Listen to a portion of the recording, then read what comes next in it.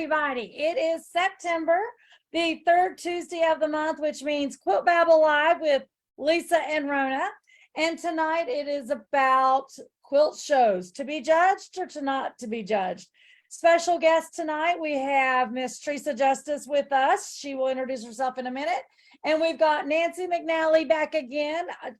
She's becoming a regular, guys. I'm just saying. Anytime. Anytime. No, we love it. We love it. We love it. So, Rona, did you have a special announcement you wanted to make tonight before we let our ladies introduce themselves and we get into our topic? Did I have one? You did. I don't know which one it was. I'm home. I don't know. I'm back in the States. And Oh my God. I have 2 quilting retreats coming. And I don't know. What else? What am I missing? Season 2, episode 1. Oh, that's right. That's right. Sorry, jet lag. I apologize. I told you it was going to be a special evening. Yes. So we have been doing this officially 1 year. This is our season 2, episode 1 episode of Quilt Babble Live. And oh my gosh, I was thinking about it earlier today, about everything that's happened in the last year. And I mean, just on my side alone, like around the world, moved to a new house. I think that was my favorite one. State. I knew that's what I mean, a new state. And we had been, I think it was our either Thanksgiving or Christmas episode, because it had to have been Christmas because it was December. And we had been in the house 2 days, I think, less than 48 hours. So there's boxes everywhere. Nothing was unpacked. And the whole back was literally, I was facing up against the wall. You were sitting on the floor, I think. In the dining room. Yeah, it's never a dull moment. Never a dull moment here at all. So Teresa Justice, Teresa, tell everybody who you are, your experience in quilting, all the fabulous things that I love about Teresa Justice. Well, I am a amateur quilter, I guess you would say. I'm very traditional in what I like to do. I love handwork, embroidery, English paper piecing, applique, all of that. I'm a hand quilter. I love to do that. If I'm doing a big quilt and it looks like overwhelming, then I use a long armor a lot of times too for that too. But if they're small, I like to hand quilt them, and I hand quilt big ones too. I don't know what else to tell you about me. Okay, first of all, we all know Teresa doesn't tell the truth because she said amateur. Anyone that knows Teresa knows that that is so far from the truth. Steve is going to keep an eye on our comments. I'm sure if any of the local ladies are watching this, they're typing away, hollering, fact check, fact check. Teresa is not an amateur. Teresa has taught classes for years. She has designed patterns. She has also co-authored a book. Teresa, flash your book. That might help. Here we go. The English paper piece sampler that she did with her good friend, Darlene Beltman. So now, Teresa, do you want to take the word amateur back? Well, let me put it this way. I don't sell my quilts. I'm just an amateur quilter. So, you know what? Okay. I think once you've published a book, I think that officially graduates you to the next level. That's right. I'm a professional quilter. There you go. There you go. I love it. I love it. Miss Nancy, I'm sure most of our viewers know who you are, but just in case this is the first time they've watched a Quilt Babble, let everybody know who you are and how they can find you. Hi, everyone. I'm Nancy McNally of Nancy McNally Quilts. And if you don't know this about me, I'm originally from Rock Hill, South Carolina. I miss it so much. I'm currently in Michigan. And look, I have on long sleeves. I'm cold. It's not really cold, but I'm cold. I need to come south and I need to be warm. So I am a pattern designer. I'm also a long arm quilter. And I just got home Saturday evening from teaching at the AQS Quilt Week in Grand Rapids, Michigan. And I'm not as jet lagged as Rona, but I am tired and I'm catching up, kinda, sorta. So yay. Teresa, Teresa, me and you are gonna have to carry tonight because these two are tired. Tired, yes. I'm just kidding.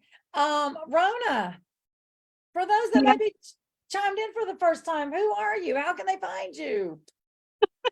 Well, I'm Rona Herman, also known as Rona the Ribbiter, the traveling quilter. I have a travel show on YouTube. I have books, patterns, blog. I teach all kinds of fun stuff at ronatheribiter.com. And then I tune in every month with Lisa and do Quilt Babble. Usually I'm a lot more with it and awake and on point, but tonight should be interesting. Well, there's something Teresa brought my attention to yesterday or today or 2 days ago, I don't know, that I thought we need to bring up tonight, because if Teresa thought this, there's probably others out there thinking this. So Teresa had brought to my attention that she was thinking if she did not catch Quilt Babble live, that she just missed the episode and it was forgotten in life. And that is not true. She was able to find all of our episodes and catch up on the ones that she had not been able to catch live. So Teresa, I do want to thank you for saying that, because sometimes we just assume people know how to find us, or they know that they can catch us on the replay. So also, I think Teresa said when she went to click something somewhere, I don't know if it was some pop-up, there's always these scams and stuff or whatever, but there was something stating that like she needed to pay. Our episodes are free.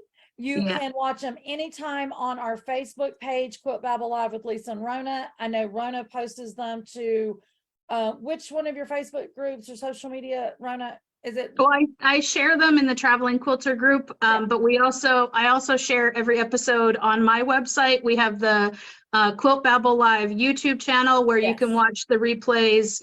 And no, they're all free. There's no money involved in this one at all. It's just babble. It's Quilt Babble. And then when we have special guests like tonight, a lot of times they will also stream us over onto their channels. So you can really catch us anywhere. And if you have not seen certain episodes, go back and watch. Teresa, I haven't had a chance to talk to Rona. So tell Rona what you said after you had a chance to go back and do some replay. Oh, I was started with episode 1 and just started following them.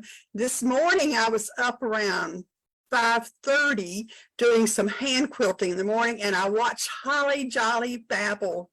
That's the one. Yeah. That was a pick me up. If anybody ever needs to watch something just to give him a happy start for the day, I thoroughly enjoyed it. And the trivia game was just so funny. But yeah, I've been watching your shows, and honestly, it kind of makes me feel like I know y'all personally. Of course, I know Lisa, and I've met Rona, and I've gotten to know Nancy a little bit, but I just feel like it's a great opportunity. You just feel like you're sitting with friends talking about quilting. And that is exactly it. Rona, I knew you would love that feedback, because that was Rona and I's desire when we started talking about this show, and why we do love to have different, I get guest speaker, guest star, guest host. I don't know what to call you guys, but it is so nice to meet different people each month, isn't it, Rona, and really get to know them. Yeah. And that's also why this is so purposely laid back, and we're just having a conversation, because that's really what this is in quilting in general, is a big community. And that's really what we love to do most, is get together and babble about quilting related things. So I'm thank you for saying that, Teresa, because that's literally exactly what we were going for. So yay. So I felt good knowing Teresa's quilting experience, like a million years of quilting. That made me happy knowing that she found something of value here, because we do want the experienced quilter to find value, but also the beginning quilter. So segueing into tonight's thing, when I first got into quilting, heavily into quilting, and joined the local quilt guild, when the words quilt show popped up, there was lots of other words going back and forth that I had not been exposed to. And so I want to start off by giving a little bit of definition. And I'll go to Rona. Let's go to Rona for this. Rona, explain to everyone the difference in a quilt show and airing of the quilts. Okay, What's so the biggest difference? well, to be honest, I've never actually been to an airing of the quilt. I know. I know. So, okay.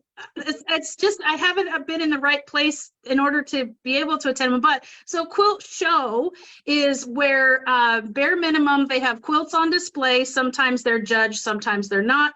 And then there are usually vendors that are involved. Sometimes there's actual workshops going on, lectures, depending on the size. There's different levels of shows. So you have the guild level shows, which are usually smaller, more local to the area. Then you have like the statewide shows, regional shows, then you have the big national destination shows. So yeah, but that's really the key to a show. And if I'm understanding, airing of the quilts is literally just showing a bunch of quilts.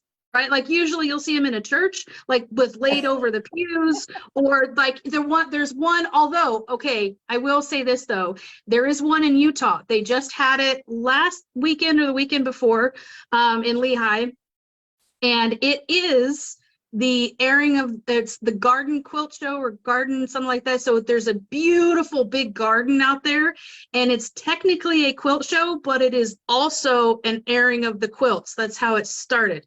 So they literally hang the quilts all throughout the garden outside, and it is absolutely beautiful. So sometimes they can kind of overlap. Yeah, there you go. Teresa, I know you love history, so I'm going to put you on the spot. Do you know, I know you know, but for those that don't know, where did the airing of the quilts originate? Where does it originate? Well, yeah, how did it get its name and what prompted? I know you know this answer. No, I don't. Nancy knows it. That's No, wonderful. Nancy. Hey, I had to look it up because what I thought airing of the quilts was totally different. So I Googled it. So I originally thought airing. Me tonight. I cheated because I was like, I don't get it. I thought airing of the quilts was, have you ever seen it like, but it's called a bed turning, when they've got like layers and layers and layers of quilts, Okay. and they turn, you know, so you can see them. That's what I thought you were talking about. I was like, wait a minute, I'm not thinking the right thing. So I looked it up. Do you want me to explain it? Oh, Nancy. Okay, I'm going to read it from Google. Because if Google says it's the truth. That's right. It says the airing of the quilts is a traditional rite of spring in the mountains. After a long winter with families snuggled under layers of warm handmade quilts, the warmer weather of springtime gave women a chance to freshen up and air out these essential covers. I had no idea. Absolutely. Did anybody else know it? Yeah. I gotta interject, y'all. I Okay. actually knew this. Fine. The non-quilter, the that's non-quilter in the group knew this. That's because we're hillbillies, Steve. No. So listen, so Nancy is correct, but oftentimes it ended up becoming a 2-time of the year tradition, because not only did they do it in the spring, but they would pack away the quilts during the summer oftentimes.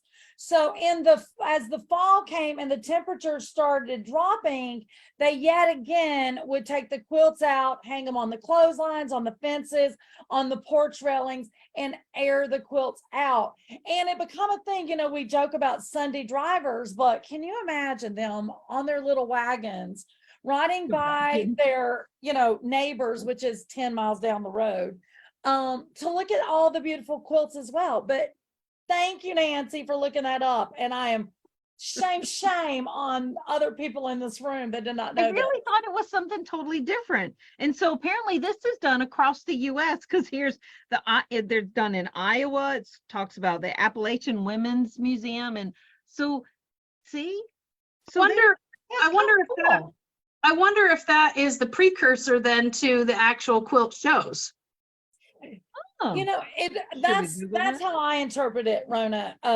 When I had done historical research on that long time ago, I feel like that was truly the beginning of the quilt shows, because it really was a way for women to showcase their work without realizing they were showcasing their work until, you know, like I said, the travel buys, you know, would come and look at those. And then I'm sure somewhere somebody wanted a blue ribbon for it. So we're like, okay, now we all got to be judged. So did you guys know that there's a airing of the quilts in Franklin, North Carolina? I'm gonna say yes, but I know I didn't know that. I know they have them all over. I've seen advertisements for them and stuff. I've just never been able to actually go to one, timing wise. So cool. Now I got to add it to my bucket list. That's going on the There bucket. you go. Well, That's cool, isn't it? Yeah, Yeah. the first one I ever went to, and actually, I feel like it might even be the first quilt show that I went to, because I didn't know the difference. When I was probably 19 or 20 or something like that, the Amish was heavily populated in the county in which we lived at the time. And so they would have this autumn thing, whatever, you could go watch them milk a cow, shave a goat or a lamb, whoever you get wool off of, I don't know. They would churn some butter. And anyway, they literally in one of the big barns, they would hang all their quilts. And if you've been to what, as you know, we're talking about these particular type of quilt shows, going to an Amish display of airing of the quilts is just a whole other ball game. I mean, I would like to go see one of those. I would too. And we have, I mean, we have a huge Amish communities up here in the, where are we? Midwest, I guess is technically the term. Well, yours where you live, there you can get to one within 30 minutes over in Bern. Well, yeah, and Shipshewana is only an hour from my house. In fact, I'll be going tomorrow. Yeah. So that was, oh my gosh, they were just so beautiful to me. Now I will say, I had always seen quilts that my grandmothers, my aunts, you know, family members had made, and they were very scrappy and very colorful, and God knows what fabrics was in them. And then when I went to this display of the Amish quilts, and it was all solid prints, I could not understand why there was no ducks and no flowers. Like, No calicos. yeah, there was no calicos. It was all solids. And, you know, back then, as though the quilts were gorgeous, I really just didn't get it. And now I just have a whole new appreciation for solids. It's just, you know, amazing. So now that we know quilt show versus airing of the quilt, and thank you, Nancy, for being our pretend historian on that. Some people may or may not know that when they are looking at quilt shows, you will see sometimes it being termed as a juried show. And I'm sorry, I'm a hillbilly. I can't pronounce that word very good. Judicated. Yeah. That word, judicated. So what makes a show, or why would a show, and anybody can pop in with the answer, why would one say a juried show? Is that the same as being judged, not being judged? Somebody give us some insight on that. Well, I think it's actually juried, or and I have not looked this up, so I may be wrong, but I think that it's juried because there literally is a group of judges that are judging. So it's kind of like a jury of your peers. I don't know. Nope. That's what goes through my head. Nope, Teresa? Juried meant that you had to submit your quilt, and then there was a panel that would decide if that quilt met the qualifications to be shown in your show. I keep And it forgetting may not be judged. Yeah, I keep forgetting. I'm repeating myself. You did, Teresa, and I knew you would know this because I know you've entered lots of shows and been around. So we failed to mention at the beginning for you guys, Nancy is kind of our panelist, as she has judged numerous shows. Teresa is our panelist, as in she has entered many shows, and also she has helped put on quilt shows and been part of that whole process through the guild and that kind of stuff. So we definitely have those different prospects. And then Rona and I are just fiddling our way through and taking information out of their brain. Obviously, this is the quilting subject I know the least about. Well, it's not traveling. I mean, now I bet if I said this, Rona, you'll be like, okay. So if I was to name some of the bigger quilt shows, AQS, QuiltCon, Mancuso, Great Wisconsin Quilt Show, International Quilt Festival, and Road to California, I bet you could babble on that. Oh, yeah, they're all destination shows generally. AQS Quilt Week, though, except for Paducah, I think is generally regional considered. Paducah obviously is that's a destination one. People come from all over. And same thing with International Festival is in its own category. So is QuiltCon, because it's not like all the rest of them, because it's actually a guild show. It's not put on by an actual organizing group. It's a guild show. Yeah, because The it's Modern Modern Quilt Quilt Guild. Yep. Yeah. Yep. And it travels. It does. It moves around. Mm-hmm. Definitely. Teresa, I'm probably going a little out of segment, but I know this to be facts. You've got some quilts that are getting ready to be showcased in Asheville Quilt Show, correct? Yes, I have 2 quilts going. Now that is not a juried show, though. That's one that it's whoever gets their applications in first, they get to be in the show. So I got mine in quickly. So the difference in that, for those that don't know, is like they were saying before, there's a group of people that has usually remained anonymous. In other words, no one knows who said no to whose quilt, but it is a jury that is doing it. And the reason sometimes that happens, and please correct me if I'm wrong, is a lot of times whatever particular quilt show that chooses that version to go with is because they're looking for a certain feel for that quilt show. And so that's how the pieces get chose, is because it meets certain criteria. And then once you get accepted, that still doesn't mean that your quilt will make it to the floor. You've got to go through the other hurdles, like the whole true application process, which is not easy sometimes, right, Teresa? Lots of questions. What are some of the questions, Teresa, that you know are traditional when you've entered quilts in? Well, they got to categorize the quilt as to whether it's hand quilted or machine quilted, if it's applique or has some type of hand work or English paper pieced embroidery, or whether it's a traditional. And then they look at the size and decide what category it would go into for that too.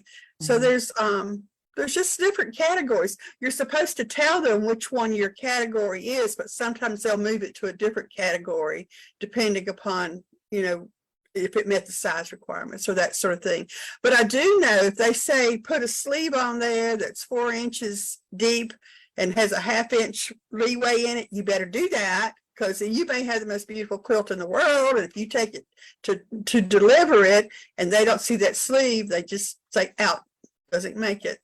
And you have to have a label, but you have to have that label covered, that sort of thing. You just have to read the rules and make sure you follow them. That's the word I was looking for, the rules, because the slightest thing can get you bumped out for sure. And the things that Teresa was saying, like the sleeve or a label or any of that, there is other rules that are equally important. One that I never knew existed until I got involved with the local quilt guild. But sometimes the time frame in which you made the quilt, Teresa, you recently was wondering about Asheville. What was Asheville's rules on that? They had to be made after January the 1st of 2021. Okay. Completed after that date. Completed, right. One thing I'll mention they look for too is if the quilt has any odor to it, like if it's coming from and it smells like smoke, or it smells like some kind of animals, or it has cat dander or something like that on it, they won't accept those either usually. Interesting. Huh, I never would have thought about that, but it makes sense, because when you're walking through and looking at all the quilts, something like that would definitely stand out. Well, plus whenever they're piling them up, That's the same. Yeah, then yeah. if it has odor to it, it'll seep into the other quilts too. Absolutely. This is off topic, but who wants to answer the question of why oftentimes there is signs that says do not touch the quilts, or there's people walking around with white gloves? Who wants to talk about that real quick? What? Well, I know the answer, I think. But based on my previous answers, now I'm questioning everything I said. But no, you have oils on your hands, and if a bunch of people, like say 150 people every day for 3 days are touching and feeling, that can actually damage the fabric and in the quilts. Yeah, the buildup of the grime for sure. Because oftentimes those quilts are not laundered, like when they're actively being entered into shows. Even samples that are taken around to guilds, like teachers that do trunk shows, a lot of times, unless it's absolutely necessary, they don't launder them, because then you get the shrinkage after it's laundered, and then the quilts don't look as crisp as when you first finish them. Correct. And also, you did get one. Woo woo, gold star for Rona. Once again, totally out of sync, but since we're on it, the whole not touching, also you will see signs about not taking photographs. Nancy, do you want to explain why sometimes those signs are up about people not taking photographs of the quilts? I've heard, because at the big shows, sometimes they'll say, no photography, wear the white gloves, no one touches those quilts except for, whoever's, what am I trying to say? Whoever's got the white gloves on. Yes. But I've heard that the flash from the camera can damage the fabric. And I truly don't know if it's because of the way the sun comes in and can damage your fabric that way, where it can bleach it. That's honestly the only thing that I can think of that they've come up with that rule. And one of the other main reasons, you're right about that. And I don't know if that's an old school kind of thing. I remember Teresa talking about that during her Dear Jane. You couldn't take pictures, right, Teresa, when you were at that museum? No. Yeah. Well, but you had to have someone there with you to see what you were doing. Yeah. But you could take a picture, because I did. And in a lot of the quilt shows, they don't allow you to take pictures, because, especially the bigger quilt shows, because some of these quilts, because of the design is protected, or if they haven't released X, Y, and Z. So, and sometimes the owners of the quilts, I have seen some of the entry forms that have on there, my quilt may not be photographed. Yeah. Yeah. And But I saw that enforced in Houston. I was walking around looking at the quilts, and there was someone taking pictures, and the sign clearly said, "Do not photograph," or something.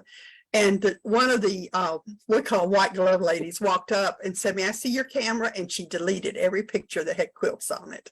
And love it. so, yeah, don't do it because again. some people are going to want to make the pattern and sell it. They don't want somebody out there copying their patterns and things. That's And right. So I don't find that offensive. But I will say, in some quilt shops I have been in, that plainly has signs up throughout, this quilt may not be photographed, or, whatever. And, in SewEndipitious, it's so nice. Most people are very respectful. They'll ask, "Hey, can we take a picture of such and such?" And, we don't have any shocking secrets in samples, in the shop. So of course, they can, but I have seen that in shops as well. So it's a good thing, if you are the bystander in a quilt show, obey those rules, as well. So before we jump to the next subject, I just wanted to share this. So I was working a quilt show. I think it was the Orange Durham in North Carolina, their quilt show. I was vending last year before, doesn't matter. Anyway, they had the best way of allowing people to pick up the quilts and look at the backs. Everybody got a clothesline pin. A clothespin? The clothesline, yeah, the clothesline pins where you just see the wooden ones, and you could just grab a hold of it and pick it up, and nobody actually ever touched the quilts. And you just carried your little clothesline thing around and picked up. I thought that was fantastic. Didn't have to worry about gloves, didn't have to worry about anything. That is cool. Well, I'll tell you, Charlotte, when they had their quilt show in March, they handed out one, The plastic, yeah. yeah, they handed out one glove. And so it was really cool because you walked around, you know, one hand glove, and you really could look at the back. And non-quilters would be like, why do y'all care what's on the back? But as quilters, we love seeing that stitching, or Yeah. did they do a specialty pieced backing, or I Yeah. like looking at every aspect of a quilt. Yeah, I usually look at the back specifically for the binding, like how Yeah. they did their binding. And then also same thing to see the stitching on the back, because you can see the actual quilting in them much clearer on the back. Yeah, absolutely. So let's talk about, I know from some of my quilty friends, they absolutely are terrified of putting their quilts into a quilt show. Yep. Most of the feedback has been, I don't want to be judged. So I would love for us all to talk about the pros and cons of having your quilts judged. Teresa, let's start with you, since you just entered in some quilts. What is a pro or con for you in regards to being in a judged show versus a non-judged show as a quilter? Yeah. Well, there was a time that I only entered my quilts in our York County Quilt Guild show. And the year they decided to go with judging, everybody was just in shock, except for, maybe 20% of the people thought it was a wonderful idea, and the rest. But I went ahead and did it. And I found that the judges' comments were really very good. There was some critique. I didn't necessarily agree with it, but it was there, and it taught me what I needed to look for. But I did not see anywhere where the judge said anything that would make you feel bad about your quilt. They always try to say something good. So I try to encourage my friends not to worry about the judge's comments. Just take it for, maybe it'll be constructive criticism, something you want to fix. And maybe you want to say, oh, that's just that person's opinion, and not worry about it. It's not a earth-shaking thing when you get that. I think it's good. Absolutely. I will say that was something I did not understand until I was part of the York County Quilt Guild. Is, to me, I'm thinking, oh, you enter your quilt, so hopefully you win a ribbon. And being part of the quilt show committee, I learned real quick, looking at the form that the judge actually uses as they're judging. And Nancy's going to talk more about what the judges do and how they do their little magic wizardry. But to know that there was a section on there that you're talking about, Teresa, with, like you said, constructive critiquing. Really, if you thought to yourself, oh, I do great binding, but then you've got 3 judges that are like, binding's great, need to have, better minor corners or whatever, then you actually really look at that. And for me, I always like to up my game, hopefully, and do better and be better. So I was like, this is amazing, because it's like when you're in school, you get a report card, right? And now you know what you need to work on. So you can maybe go potentially take those classes. I just thought that was an amazing positive pro that I didn't even understand, that you even got a sheet back from the judges. I just thought either you got a ribbon or you didn't get a ribbon. Well, I worked as the scribe one year for our show, and that's the person who sits in there when the quilts are judged and takes the notes and fills out those sheets. And that was a really eye-opening experience for me, because I saw how hard the judges worked, and they looked for good qualities, and they also looked for critique qualities. And it was even harder when they were judging my quilt, and I was sitting here taking the notes, because they never know whose quilt it is they're looking at. But it's an experience that if you ever get an opportunity to do that, it's well worth to do it, to be in the room with the judges judging, just to see how it works. And that is that's another point of someone that's new may not know all the different avenues on this show. Like Rona was saying earlier, all the different topics that we've talked about for 12 months. Every one of us that's been on the show, and then we hear people tell us after the show, well, I didn't know that. I learned that. So if you've never been around quilt shows, you might not realize that there is a person called a scribe, like Teresa is talking about, that is the judge's helper, if you will. There is so many components to putting on a quilt show that so many people do not understand. And they're like, why do we not have a quilt show every, year or whatever? It is a lot of behind the scene work for sure. Yes. Rona, Yes. if you had to give a pro or con to entering your work into a judged quilt show, what would you think it would be? A pro or a con? Well, I definitely agree with everything that Teresa said as far as a pro, and I've heard that same thing from many different people as to why they encourage you to enter into a quilt show, into juried competition. For me personally, I've never done it because I don't want my quilts judged. Which seems really weird to say because I put my patterns in books and I sell my patterns. So right there, they're being judged by the, anyone that's looking at them. But I guess it really doesn't, this is going to sound so horrible to say, but I really don't care about other people's opinions of my quilts. I like them. I'm happy with them. And the way I do my binding is not the way that I've been told that judges want bindings to be done. But I like the way I do my binding, so I'm not going to change it. Little things like that, I guess, is kind of would be a con for me.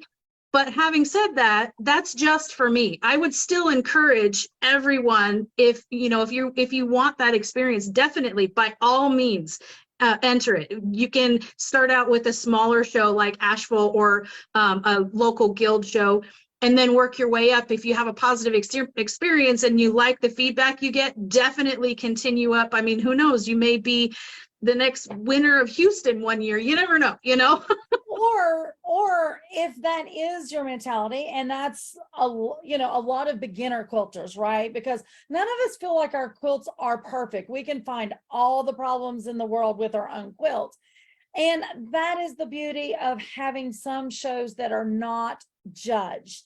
In other words, you can share your love of quilting and let other people view your quilt, and you're not being judged. So that's why there's both worlds, the judged and the not to be judged.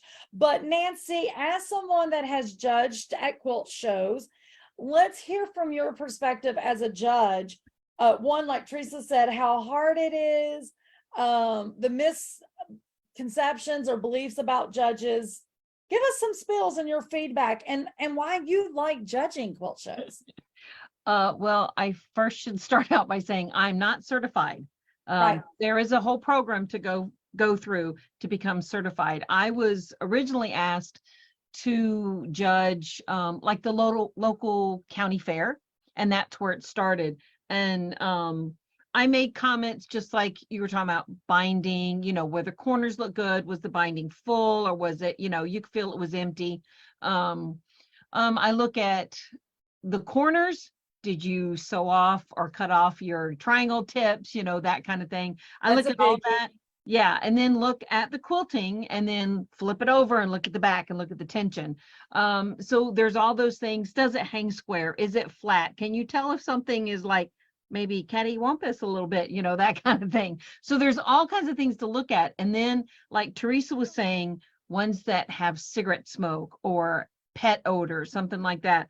And there were, in that first county fair that I did, there was someone who kept, it was the same lady, because we could see the names of the quilters, and the quilts were old and they smelled of cigarette smoke, and then there were smudges all over it. And I did make those comments, could you do a little bit better with, whatever it happened to be. And I would also give a positive feedback. I really like the quilt. You did a great job with this. So if you have to give negative feedback, also do something positive, because for those of us who, I don't enter my quilts. So nope, not doing it. Okay, you all are not really promoting this quilt show world. I'm just saying. I'm so sorry. But my thing is, I'm like Rona. I like what I do. I like the methods that I use. So, and also being a pattern designer, I like what I designed, and I didn't design it to enter into a quilt show. Now, if somebody Yeah. wants to, you know, do that, whether it's, oh, I just love this pattern of yours, and they put it in a show and they win a ribbon, fantastic for them. I love it for them. I have actually won 19 ribbons. I've won 19 blue ribbons, but it was on long arm quilting. So I didn't do the piecing. I did the long arm quilting for them, you know? Okay, that is something we're going to talk about later. So since you Okay. brought it up, let's go there. That's Okay. part of those rules and categories like Teresa was Woo. talking about. So people sometimes may not understand that question on the entry form about piecing and the Mhm. quilting portion. Talk Mhm. about that a little bit, Nancy. Well, obviously the piecer is the one who made the quilt top. The long armor is the one who stood over that quilt for probably just as many hours as it took you to piece it. So their work is just as important as your work, as in the piecer's work. And so here's what we look for in long arm quilting. And there's probably some other things that I just can't think of. Number one is tension.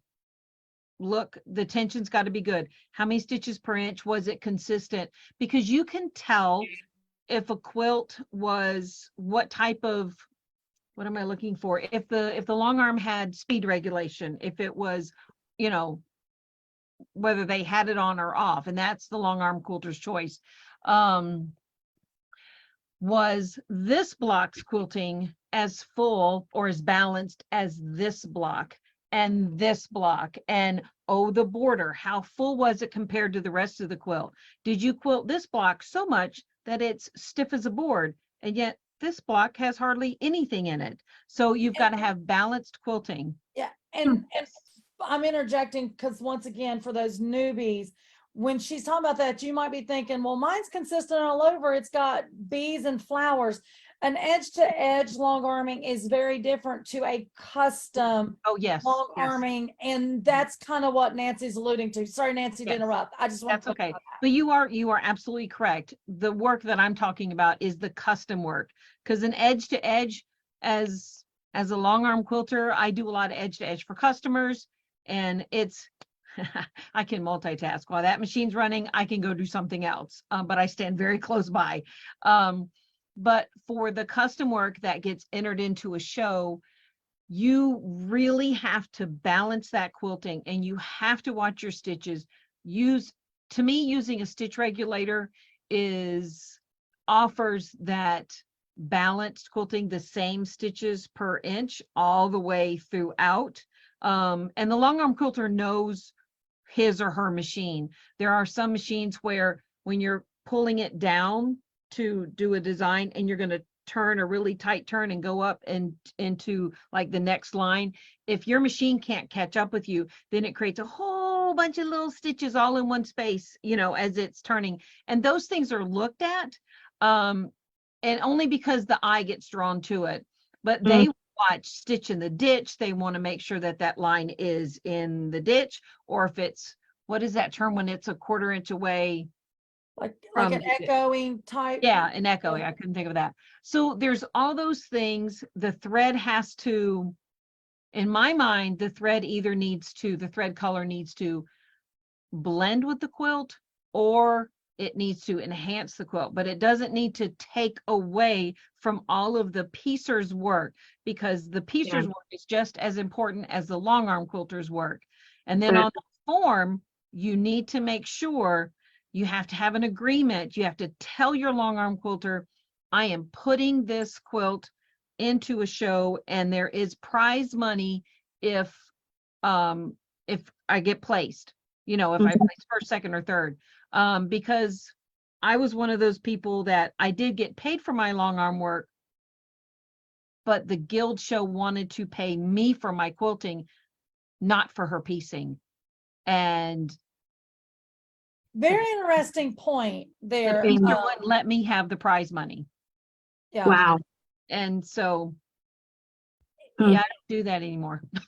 I'm glad you brought this up because once again, it goes back to kind of what Teresa was starting to say at the beginning, or did say in the beginning, is about the rules. And on these entry forms and categories, there is some categories that says you must do everything. You must piece it, you must quilt it, you must bind it, you must do everything. And then I know some of them has group work. In other words, if more than 2 people worked on a quilt, that it gets in this category and that type of thing. But Nancy, you are very correct. And it seems like it wasn't maybe a big thing 10 years ago, but as long arming is becoming more and more commonplace, that is their artwork, just like the piecers part is their artwork. And the acknowledgement is extremely important, and notifying each party involved your intent. And that goes also back to the timing. Some of these quilt shows takes entries, oh my gosh, like a year in advance, if not more. And you have to make sure you're meeting all of those criteria to get where you need to go. And there are some Photographs. people that only do this. They only make the quilt because they're going to enter it into a big show because they're going after that grand prize. Yeah. Yes. So, yeah.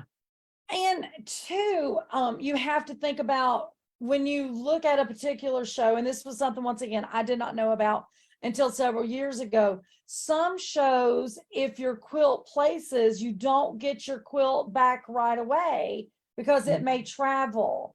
And so if you plan on entering that quilt in a couple of different shows, that is once again that fine print of the rules and regs that you do have to look at. Especially the bigger shows, like the bigger national and the regional shows. Those ones will travel after. Even what is it, the viewers choice winners and stuff like that. Yeah, they'll travel around after the show. Yeah. Teresa, have you ever had a quilt to travel? Yeah, I entered one into the Houston show, but I didn't enter it into the competitive part. I did it, they had a category called Quilting in American Tradition, I think was what it was called. And they accepted my quilt for that. And that was a thrill. I cried when I got that I notice. bet you And did. so it wasn't really going to be judged, it was just going to be exhibited as a traditional quilt. And it traveled. I didn't get it back for over a year because it traveled all over the country. It's better traveling than I am.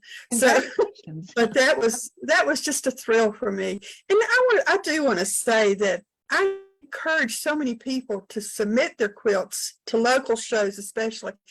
Because there's just a thrill you get when you walk into a quilt show and there's your quilt and people are looking at it. You put all this time and effort into making a quilt, and then what do? You fold it up, you put it in a rack. But I want to share it. I want people to see what I've worked so hard on. And that's one way to do it. And don't worry about what judges think or anybody else. Just share what you enjoy doing with other quilters. And that, to me, is the purpose of a quilt show. Yeah. It's definitely a way to keep the craft alive too, Yeah. And it's inspiration for other quilters, like even designers. I mean, as a designer myself, I've gotten so much inspiration from the various quilt shows that I've been to. And yeah, it's definitely. I second that. Definitely, especially the smaller shows. I've seen some of the most amazing quilting at just smaller local guild shows. So yeah, definitely 100%. And I didn't know that, actually. I didn't know that about Houston, that they had a non-juried Either. placement. Yeah, I didn't know. I have to look at that because I might do that.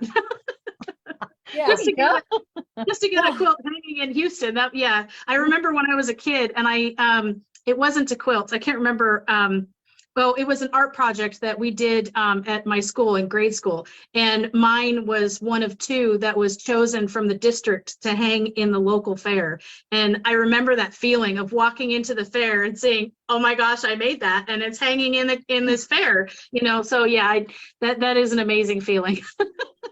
I will say this, talking about amazing feelings with quilts, last year, Rock Hill here in South Carolina, they have Christmasville the first week of December every year. And this past year, gosh, I feel like I'm still in 22, but this past year they asked SewEndipitious, the quilt shop, if we would be willing to do some type of quilt show or something for Christmasville, because they felt like Christmas was not Christmas without quilts. And our community had been so long without a quilt show, they would just really wanted to embrace quilts in our town. And so we ended up getting to do airing of the quilts, Rona, at one of, or if not the oldest church in downtown Rock Hill.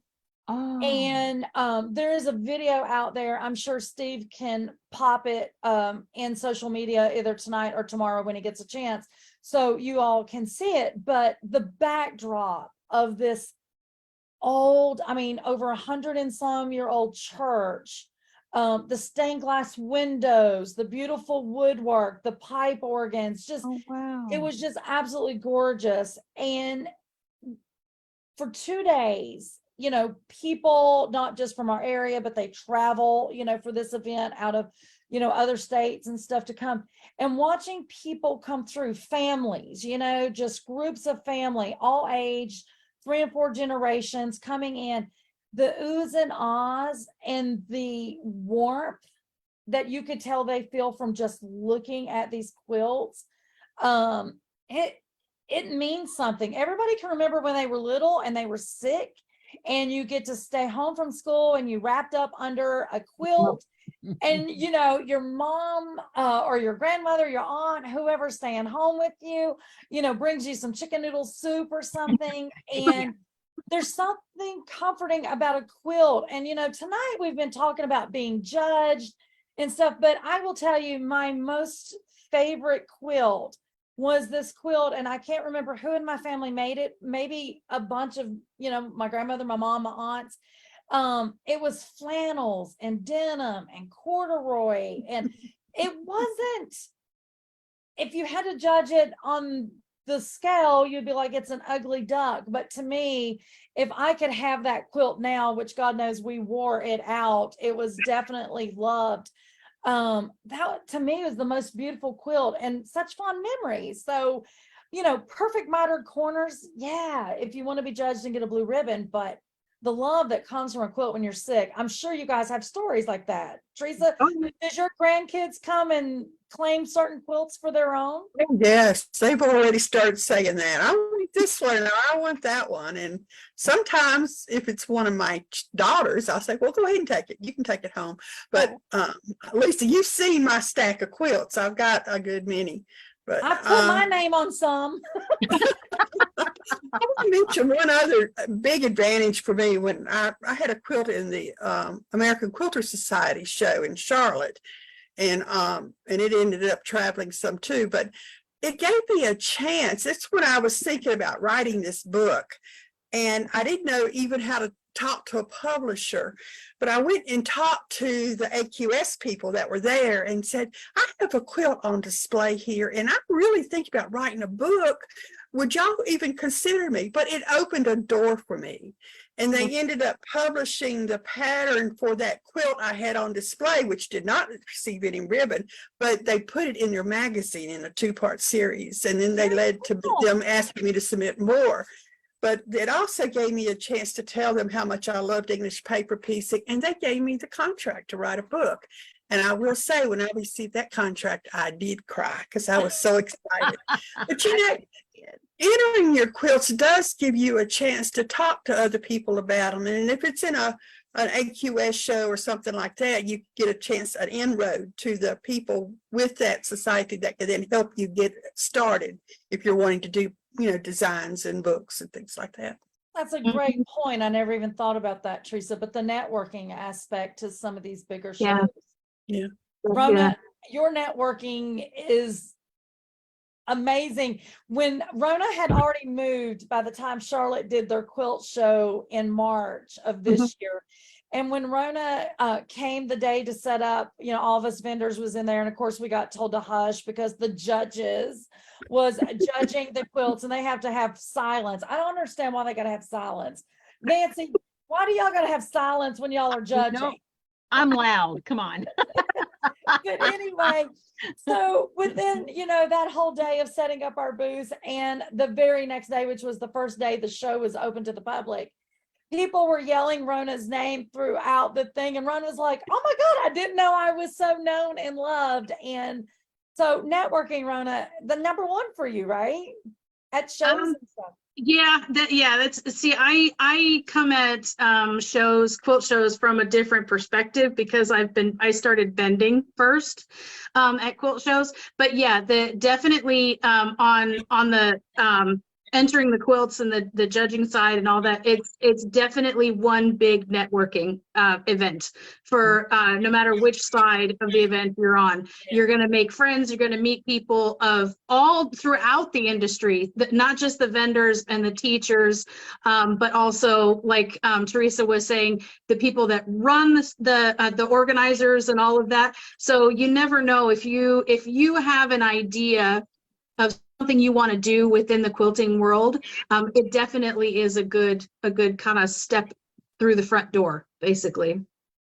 Absolutely. That was a good point, Teresa. I didn't even think about that. It wasn't on the notes. It's a That's what I love about Babble. We laugh, guys. Anytime, every episode, Rona and I have this skeleton kind of talking topics, if you will, but we love when the conversation just flows and little nuggets fall out. And that was definitely a nugget, Teresa. I appreciate that. I do want to mention one thing, because I know that I've gotten this question as well about shows, and just because I know we're running short on time, Yes. but the cost for entering your show entering your quilt into a show. And again, I think that goes back to, obviously the rules, but the size of the show will vary the cost, but it's usually not that much to enter. In comparison, for sure. Like, what would you say, like Teresa, for you in the quilts that you've entered, what would you say is like the average cost to enter a quilt? I don't recall having to pay for AQS or for Houston, but I had to ship my quilt, and shipping it out there and then getting it back, that was close to $200, for the shipping. And also to go and see it, they don't cover your travel costs. They usually give you a free ticket to get in. That's about it. But for the Asheville show, it was like $20 a quilt. What you I think the Charlotte Guild show was somewhere around there, $15 or $20. I think the last time I was part of it, that side. Yeah.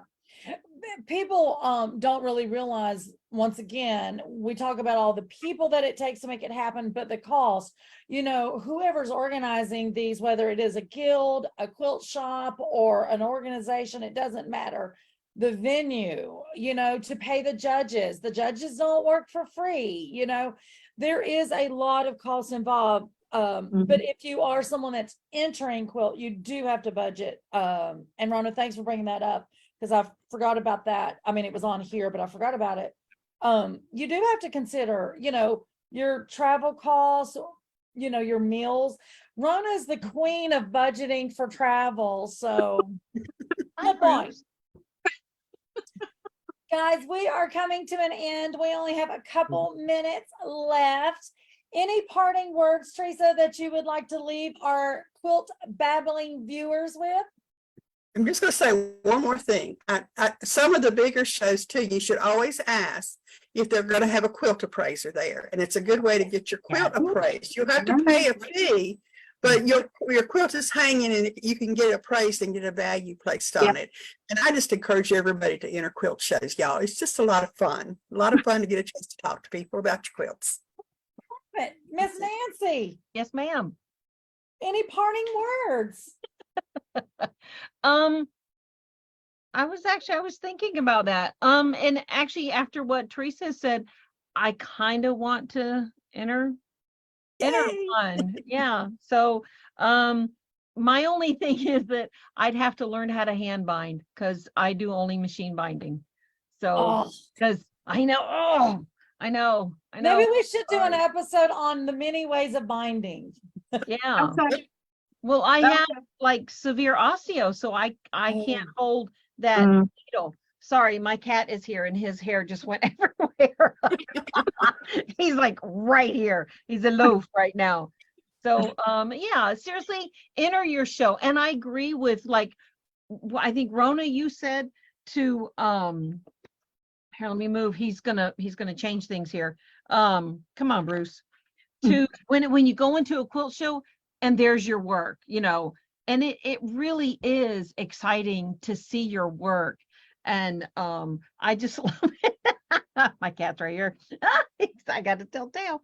So anyway, sorry. I'm totally Standing back and distracted hearing now. people ooh and ah over your quilt, you know, let's think about that. It's Yeah. like Teresa has allowed us to display numerous of her quilts in SewEndipitious. We got lucky enough to showcase the quilts that's in her book.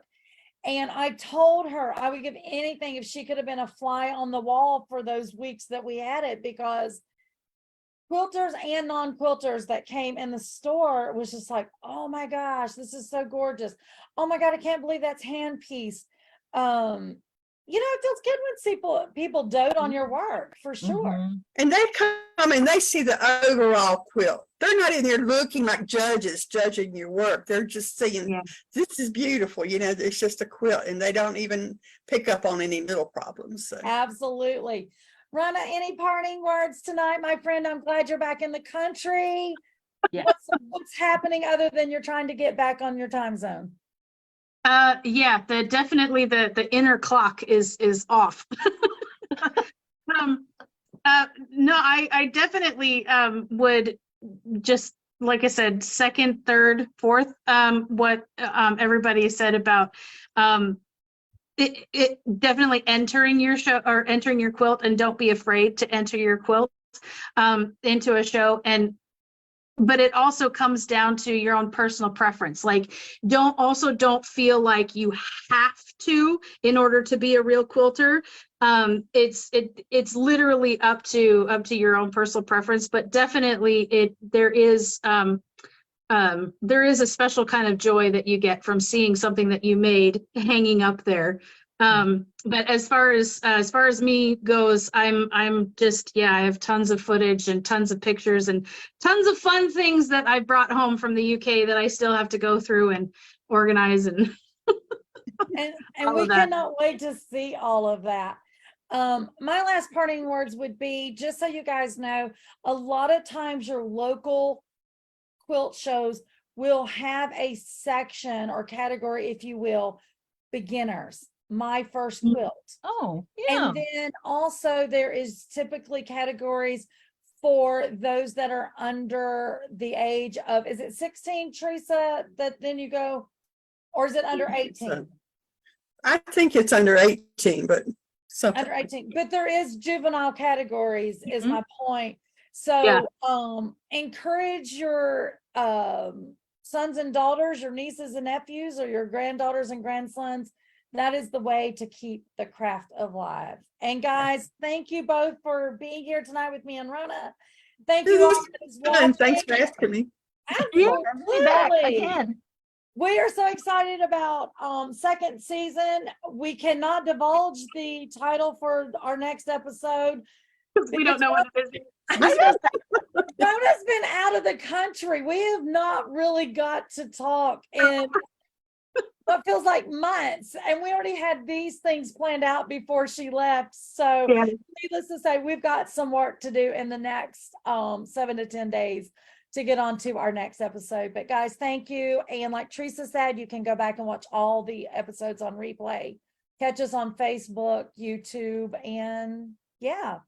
Girls, I love you all. Thank you so much for being here tonight. Thank you. Bye. Thank you, everybody, for watching. We'll see you next month.